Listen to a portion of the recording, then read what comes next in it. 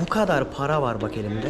Bu yaklaşık olarak 150 dolar falan, 2,5 milyon para. Adadaki havuzlardan birisi. Altı komple cam. Buradan da o meşhur fotoğrafları çekiyorlar işte. O yüzden bu videoyu bir iyice izleyin arkadaşlar. Kaç kilometre yol gideceğim? Sadece 3 dolar falan yani. Hem de araçla gidiyorsunuz. Göstereceğim, 5 yıldızlı bir otel burası. Sadece gecelik şu anki kura göre 1200 TL. Şuranın güzelliğine bakın işte, insan yaşadığını, tatilde olduğunu şu ağaçlardan. Bali'de en çok dinlendiğim ve keyif aldığım gün bugün olabilir. Bak şimdi size çok enteresan bir şey göstereceğim. Şu menüde böyle bir otelde 100 TL'ye kokteyl içtiğinizi düşünün. Vay be. Yani en korkutucu şey, camın üzerinde yürüyeceğim. Oo, inanılmaz. İşte bu yüzden Bali.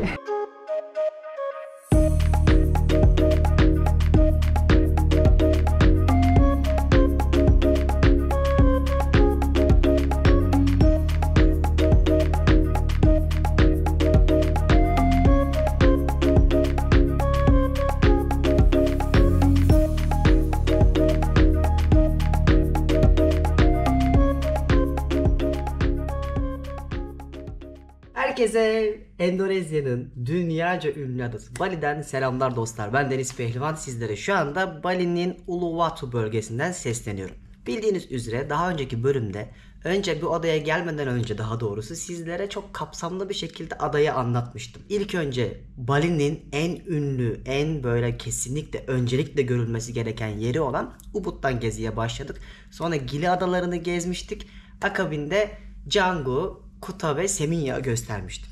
Ama bugün artık sizlere Uluwatu'yu anlatmaya başlayacağım. Hatırlarsanız daha uçağa binerken size demiştim ki Bali öyle 2-3 bölümde anlatılacak bir yer değil. Burası 5 milyon kişinin yaşadığı devasa bir tarihi, kültürel, dini değeri olan bir yer demiştim. İşte burası bu kadar değerli bir ada olunca ben de dünya turumun böyle birazcık uzun uzun yayarak geçireyim dediğim durağı olarak burayı seçtim ve yaklaşık olarak 3 haftadır buradayım. Ama bugün size Uluwatu bölgesini göstermek istiyorum. Özellikle burası böyle dağların ve yamaçların, falezlerin olduğu bir yer ve daha böyle tepedesiniz.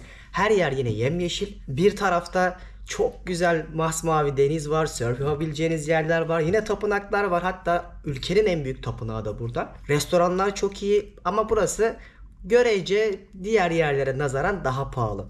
Ama pahalı olmasına rağmen bize göre ne kadar uygun aslında, sizlere bugün birazcık onu anlatmak istiyorum. Çünkü benim kaldığım şu an bir otelin, göstereceğim 5 yıldızlı bir otel burası. Ama bana sorarsanız tam 5 yıldız diyemem ama yine de sadece gecelik şu anki kura göre 1200 TL. Yani yaklaşık olarak ne yapıyor? 37 dolar falan yapıyor. İşte bugün buradan itibaren size hepsini anlatacağım.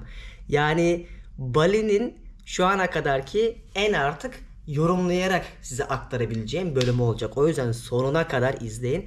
Aynı zamanda yine açıklama kısmına bahsettiğim bütün bölgelerin detaylarını ve otellerine kadar bırakacağım.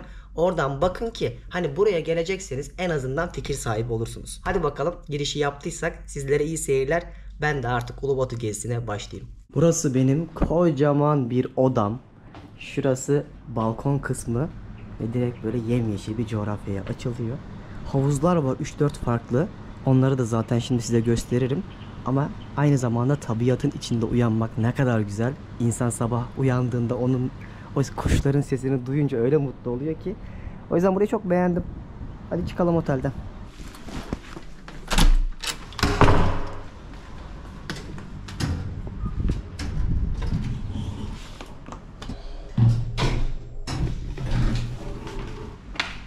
Şuranın güzelliğine bakın işte, insan yaşadığını, tatilde olduğunu şu ağaçlardan, doğadan anlıyor. Ve Bali'nin her yeri böyle. Şu an çok şanslıyım, hatırlıyorsanız önceki bölümlerde hep yağmur yağıyordu. İlk geldiğimiz zaman bu yağmurlu sezonun sonuna denk gelmişti. Ama şimdi sıcak döneme denk geldik. Nisan'dan Kasım'a kadar böyle güneşli kurak dönem oluyor. Mesela Tayland'da da Nisan'a kadar, böyle hatta Mayıs'a kadar kurak sezon oluyor. Sonra Mayıs'ta yağmur başlıyor. Yani burayla Tayland ters gibi düşünebilirsiniz. Otelde böyle 3 tane farklı havuz var. Onlardan bir tanesi bu. İstediğinizi kullanabiliyorsunuz. Ya ben bir de burayı Instagram'da paylaştım. Yani zaten daha çok Instagram'da hızlı şeyler paylaşıyorum. Orada da gezi rehberleri hazırlamaya çalışıyorum. Ve binlerce yorum gelmiş. Instagram'dan takip etmeyi unutmayın. Bir hayalin peşinde diye. Şuradan ismini yazacağım. Oradan bakarsınız. İnsanlar daha çok fiyatlardan yakınıyor burada şu an. Yani ben 1200 TL'ye böyle bir yerde kalıyorum dedim ve Türkiye'de pansiyonda bile kalamazsın yazmışlar. Hatta bazı yerlerde böyle haftalık bu yaz 200 bin lira falanmış oteller. O yüzden bu videoyu bir iyice izleyin arkadaşlar. Size bayağı bir şey anlatacağım. Burası da ana havuzun olduğu yer. Burası da otelin bar kısmı. Şurada bayağı büyük bir havuzu var. Gayet pırıl pırıl. Böyle doğanın içerisinde Bali'yi hissederek yüzebiliyorsunuz. Bak şimdi size çok enteresan bir şey göstereceğim. Şu menüde Happy Hour var mesela. Şurada kokteyller var ya mesela 100 bine denk geliyor. Yani yaklaşık olarak bu bizim 200 TL'miz ve bir alana bir bedava. Yani böyle bir otelde sadece 100 TL'ye kokteyl içtiğinizi düşünün. O yüzden bu detayı da çok beğenmişler Instagram'da paylaştığımda. Otel çok güzeldi ve bunun gibi binlerce otel var Bali'de. Otel cenneti zaten. Harika villalar, çok güzel hosteller. Zaten 5 yıldızlı resortları saymıyorum. 7 yıldızlı olan oteller bile var. Şimdi otelden çıkıyorum. Burası da masaj kısmı. Ama bu da tabii bir tık pahalı yani. Dışarıya göre yaklaşık %50 daha pahalı. Şurada restoranı var. Ve en ilginç bir şey göstereyim size. Bulunduğumuz yer aslında bir golf bölgesi. Diyelim çok golfünüz geldi, canınız sıkılıyor. Direkt hemen otelin içerisinde bulunan golf tesislerinden yararlanabiliyorsunuz. Fiyatlarını falan bilmiyorum. Çünkü bana çok saçma geliyor. Topu atıyorsun, arabaya binip peşinden gidiyorsun. Çok anlamlı değil. Ama o bence farklı bir detay. Yani şu Antalya Belek'teki falan o golf resortlerin ne kadar lüks ve pahalı olduğunu bildiğim için burada böyle bir rakam ödeyip böyle hizmetlerinden de yararlanabiliyorsunuz. Gerçi şu an kimse yok. Aşırı sıcak. Benden başka kim şu an dışarıda olsun? Ekmeğimizin peşindeyiz. Ama dünya turu harika gidiyor yani. Bu gezide çok şey öğrendim. Ve buradan sonra çok enteresan ülkelere gideceğim. Özellikle size birkaç ülke göstereceğim ki yani böyle rüya gibi yerler göreceksiniz. Dün vizelerimi aldım. Ülke girişlerimi aldım. Allah izin verirse 4-5 gün sonra yolculuğum başlıyor. Asıl oralarda da yine size çok güzel vloglar yapıp paylaşmayı planlıyorum. Restoran kısmı. Abi restoranda bile yemekler çok uygun. 10 dolara falan yemek yiyebiliyorsunuz. Gayet bu kalitedeki bir otel standartlarında her şeye ben şu ana kadar söylüyorum. Çok beğendim. Hadi bakalım buradan çıkalım. Gezmeye başlayalım.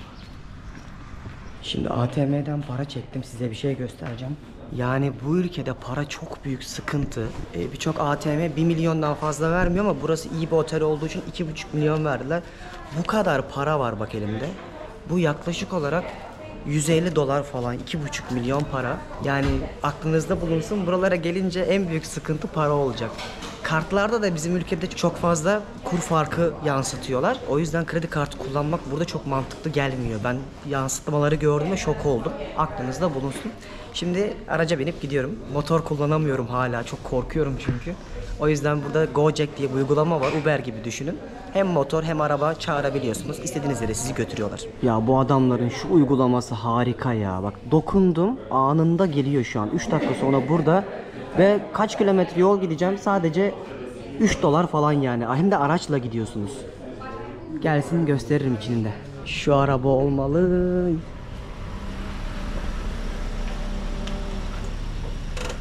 Yok değil. Heh geldi arabamız. Bu adada en güzel ulaşım yolu. Hello. Deniz. How are you? Good? Şimdi ben bayağıdır Türk restoranına gitmiyordum. Size zaten buradaki bir sürü restoranları gösterdim yani gittiğim, deneyimlediğim. O yüzden canım güzel bir kahvaltı çekti. Bu konuda şanslıyız. Bali'de birçok yerde artık Türk restoranı da var. Geldiğinizde kesinlikle aç kalmazsanız şimdi saçma sapan yorumlar gelecek ben biliyorum. İşte oralara gittin Türk kahvaltısı mı aradın diye. 5 aydır yolda olunca insan özlüyor. Artık sandviçtir. İşte böyle ne diyorlardı ona ya. Ve ekmeğin üstüne avokado falan sürüyorlar. Somon koyuyorlar. Öyle bir şey var. Kek var. Artık bunlardan yoruluyorsun. Böyle ekmeğe banacak bir şey istiyorsun. O yüzden burada Mest adında bir restoran var. Geçenlerde de kebabını yemiştim. Çok iyiydi. Kahvaltısını da size göstereyim. İsmi böyle. Gözünü sevdiğimin Turkish Cuisine yazan. Senin ben tabelanızı. Gerçekten artık her yerde varız be. Ve bu durum beni çok mutlu ediyor. Eskiden hiç yoktuk hiç. Burası da ikinci katı. Hello. Hello, how are you? Good yeah. Just for one. Yani Bali'de mercimek çorbasını bulmuşsanız acımayacaksınız. O yüzden buranın daha önceden de gelmek dedim ya, yemekleri de çok güzeldi. Ama kahvaltıda çorba içebilmek bir lüks. Hatta ekmek de geldi. Ay. Memleket kokuyor resmen. Şimdi yemeği yiyoruz. Bugün yoğun bir gün. Hem beraber tapınakları gezeceğiz. Gün batımı izleyeceğimiz harika bir yer olacak. Arada da sizi çok sürpriz bir yere götüreceğim. Özellikle havuzu ve manzarasına bayılacaksınız. Birazdan hazırlanın. Yemeğimi yedim. Çok güzel bir çorbayla güne başladık. Şimdi de motor çağı. Az önce arabaydı, bu sefer motorla gideyim. Çünkü çok yakın bir mesafede. Ve sadece vereceğim para arkadaşlar yarım dolar bile değil. Yani böyle imkanlar var Bali'de. Geliyor yolda. Şimdi sizi burayı bu kadar ünlü yapan yerlerin aslında bir tanesine götürmek istiyorum. Çünkü burası özellikle uçurumlara kurulmuş tesisleriyle, otelleriyle ünlenmiş bir yer. Manzaralar harika oluyor. Buraya kadar gelmişken görmenizi istiyorum. Hadi gelin. Geldi. Hello. Hey. Deniz, yes. Let's go. Bike bike. Bike bike. Bike bike diyorlar, böyle sizi her yere götürüyorlar. Aracın motorlu hali işte. Bütün sistem bunun üzerine kurulmuş.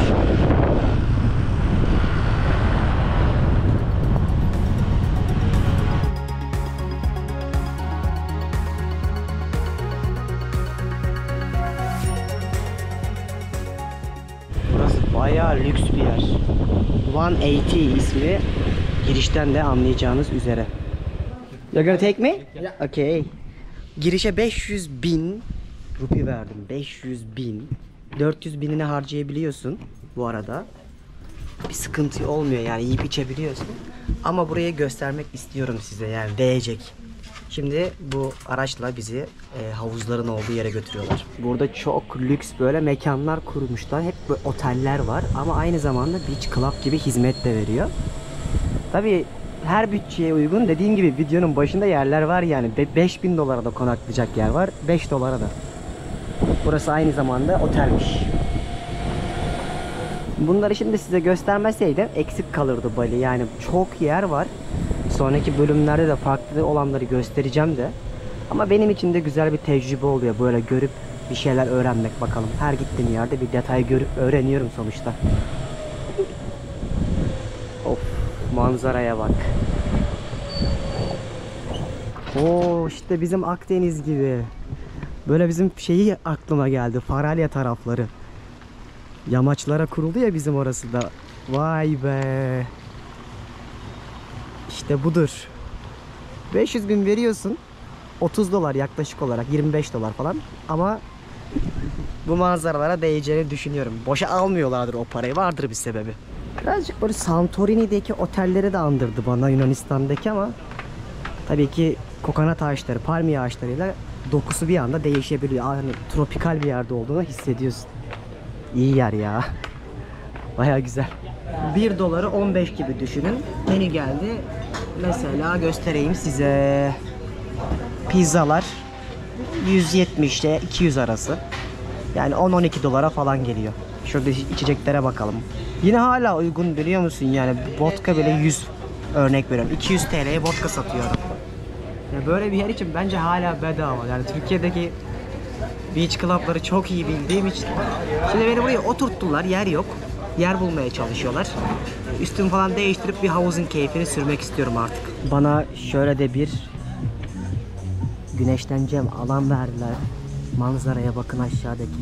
Ama önce bir havuza doğru götüreyim sizi, gelin. Yani şey çok iyi. Manzaralar harika. Deniz çok güzel görünüyor. İnsanları çekmemeye çalışıyorum ayıp olmasın diye bu arada. Bu işte en meşhur adadaki havuzlardan birisi. Altı komple cam ve bu kadar yüksekteyiz. Adadaki bahsettiğim yamaçlar böyle işte, dağın üstündeyiz, böyle tepelerin üstüne kurulmuş bir yer. Manzara çok çok iyi ama. Burası aslında oldukça büyük bir yer. Bak biraz gezdireyim sizi. Şurada havuzun ilk böyle küçük bir başlangıç yeri var. Şelale gibi bir yer yapmışlar. Burası çocukların havuzu. Şurası da az önce size gösterdiğim yer. Şurada ayrı bir yer daha var. Oraya geçiliyor mu bilmiyorum. Bir şansımı deneyeceğim. Ya şöyle yürüyerek maviye doğru gitmek ne kadar güzel bir şey. Yani Bali'de evet doğa muhteşem. Onu hep söylüyorum ama denizsiz olmuyor bir tatil. Harika. Buradan da o meşhur fotoğrafları çekiyorlar işte. Aslında drone'u uçurabilirim normalde de tepeden bir başka güzel görünüyor. Gerçekten Uluwatu'yu çok beğendim ben ya. Burada böyle çok güzel, fantastik tesisler var. Harika yerler yapmışlar. Doğa da çok iyi. Mavi de var. Surf de var. Tabiat da var. Her şey var. O yüzden hani önceliğiniz benim şahsi fikrim Bali'ye gelirseniz Uluwatu tarafları olsun. Sonra da şey de çok iyi. Ubud da çok iyi. Burada helikopter turu da yapabiliyorsunuz. Bak bir tanesi gidiyor. Görüyor musunuz? Şu manzaraları böyle size göstererek etrafta dolaştırıyorlar. Böyle 10 dakikalık 40 dakikalık paketler var. İşte bu yüzden Bali çok iyi be. Harika. Gerçekten yani çok farklı bir yere geldiğinizi hissediyorsunuz. Burayı çok beğendim. Abi rüya gibi, şuraya baksana ya. Bakalım en uçtan nasıl görünüyormuş havuzda. Hizmette sınır yok. Size bunu kadar göstermem lazım. Abi şu anda yani en korkutucu şey camın üzerinde yürüyeceğim. Oo, İnanılmaz. Şu an cama basıyorum. Ve insan ister istemez korkuyor. Aşağısı uçurum. Ve manzara da şey. Ya güvenlidir muhtemel zaten ama o korku çok ya, cama bastığında kırılacakmış gibi geliyor. Hayatımda bunu hiç denememiştim. İlk defa deneyimliyorum. Ben normalde hiç böyle bir yere gidip de saatlerce yatıp dinlenen adam değilim ama burayı o kadar çok beğendim ki hani çekim için gelmiştim. 2 saattir buradayım. Şimdi birazcık bir şeyler de söylemek istiyorum. Daha hiç para harcamadım. 400'üm var. Şurada bir QR kodu var. Okutuyorsunuz abi. Direkt her şeyi bunun üzerinden söyleyebiliyorsunuz. Ben sipariş verdim mesela biraz önce. Yaklaşık olarak 350.000 gibi bir şey ödeyeceğim. O da $20 civarında. Kokteyl söyledim, meyve söyledim, tatlı söyledim bir de. Çok iyi yani gerçekten Bali'de en çok dinlendiğim ve keyif aldığım gün bugün olabilir. Şöyle bir kokteyl söyledim abi. Karpuzlu marpuzlu. Buranın karpuzu mesela Tayland kadar güzel. Tayland'daki kadar güzel değil. Bu da vodkalı bir şey. Bu güzel işte. Ben normalde tatlı falan yemiyorum ama bunu canım çekti. Penacotta miydi? Bir kere bir yerde yemiştim, hatırlamıyorum. Güzel. Şöyle bir meyve tabağı yaptırdım. Bugün tam tatil oldu. Yine gelirim buraya. Yani bu Uluwatu bölgesinden. Bence rüya gibi yerler.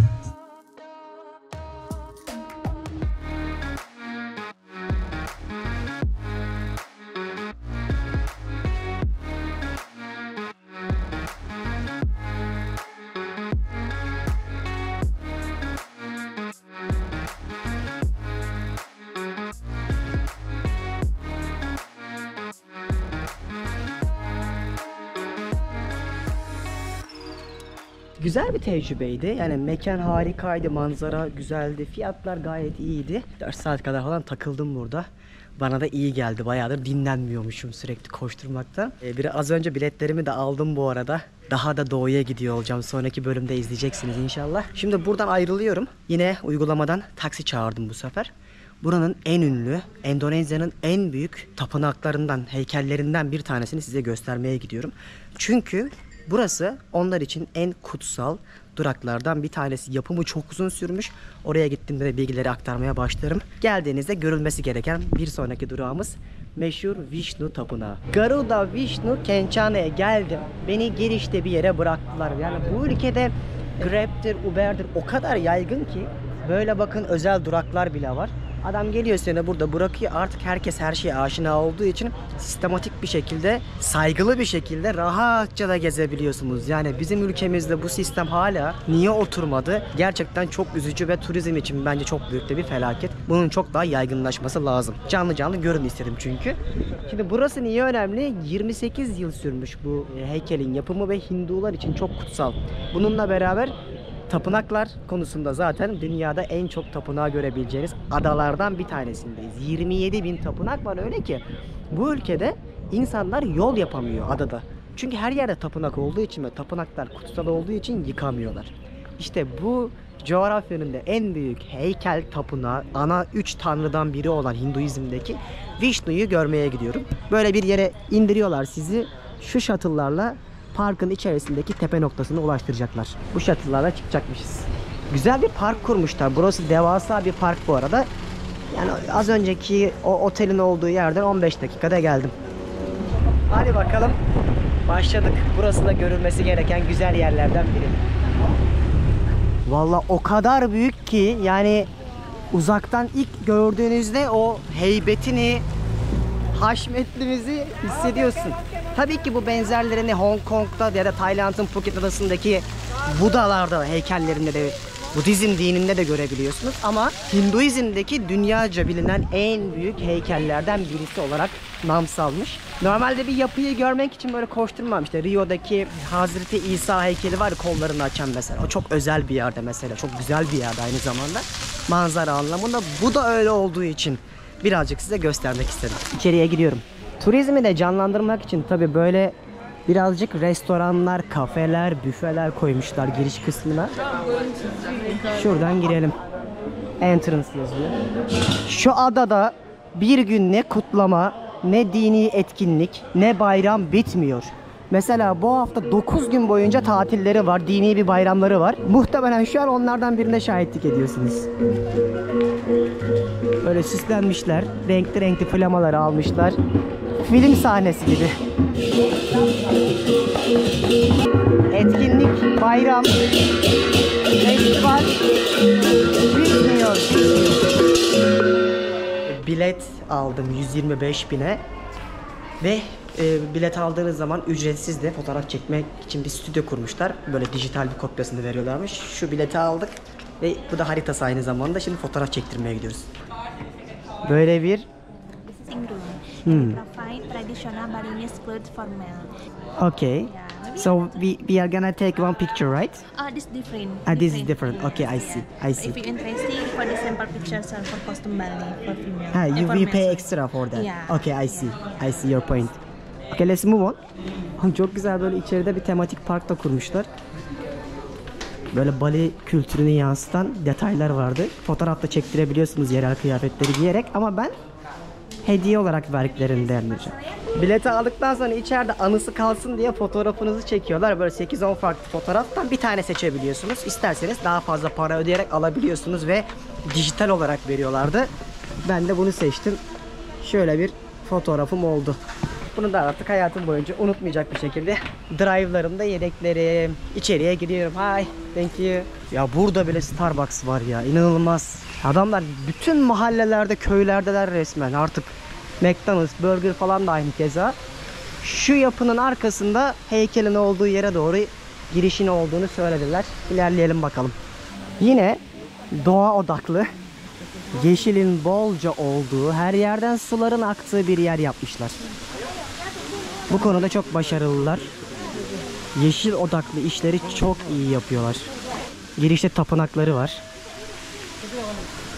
Güzel. Girişi etkileyici. Bir de o kadar güzel farklı tropik bitkiler var ki, yani bunu bilenler yazsın yorumlara.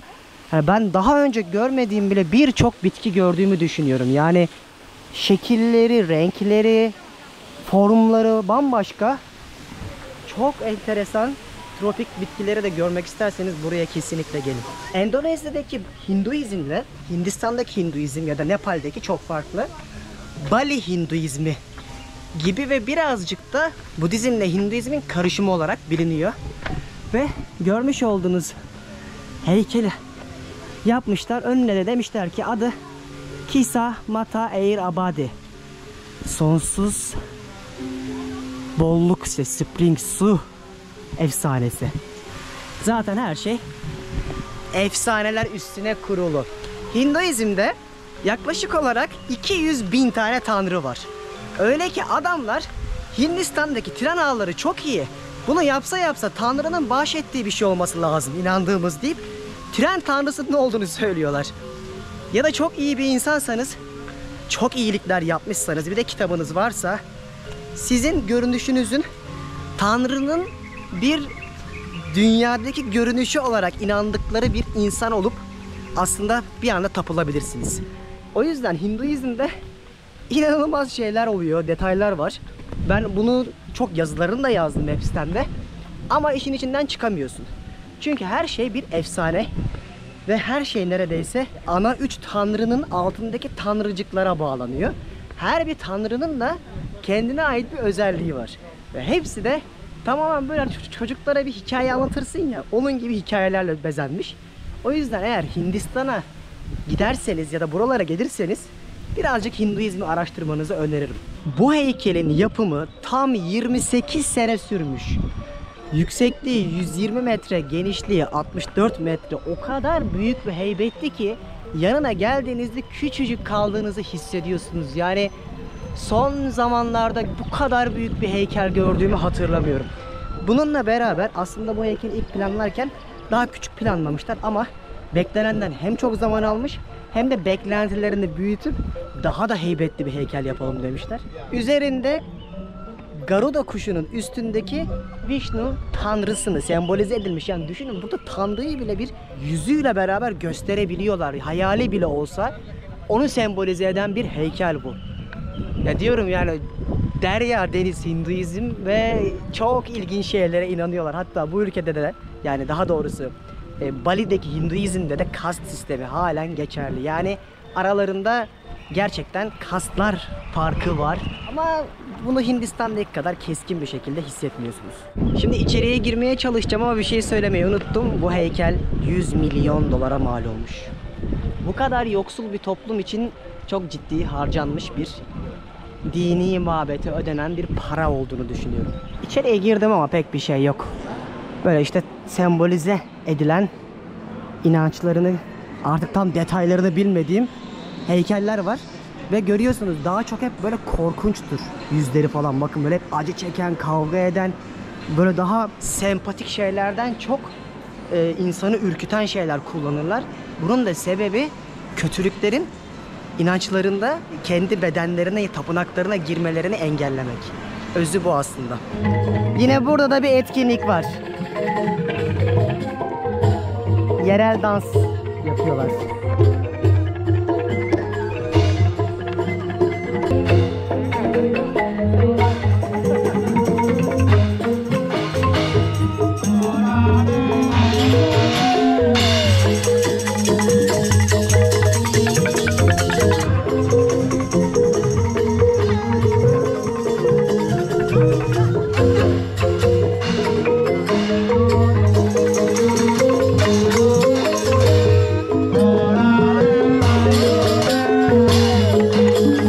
Burası da o kadar güzel bir bölge ki arkadaşlar, böyle resmen dilimlenmiş gibi dağ ve aradan o heykelin görüntüsü çok fantastik.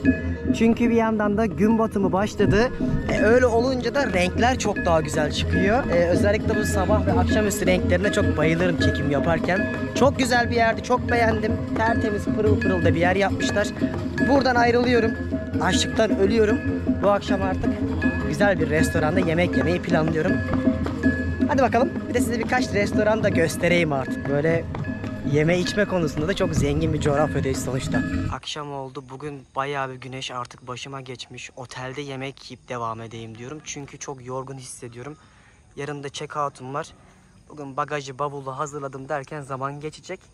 Hem otelin de ambiyansı oldukça güzel. Sabah sizde gösterdim ama bir şey yememiştim. Gelin canlı canlı hem deneyimleyelim beraber. Ne oldu gençler? Golfünüz mü geldi? Sezer Firarda da burada. Yine her zamanki gibi ama ikisi de hasta bugün, pertler. Neden acaba? Benden geçti. Ben iyileştim, onlara geçti.